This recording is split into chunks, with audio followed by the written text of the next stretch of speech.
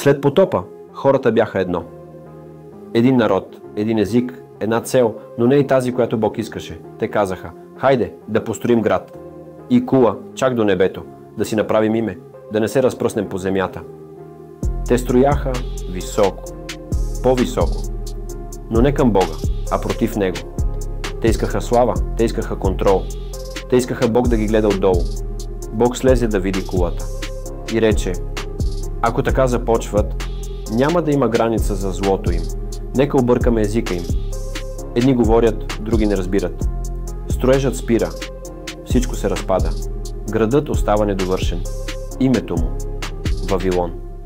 Когато човек се възгордее, Бог слиза. Когато хората искат да станат богове, те губят дори езика си. Единство в гордост води до разруха. Единство в истина – до вечност. Поука: не гради своя кула към небето. По-добре гради мост към небесния цар.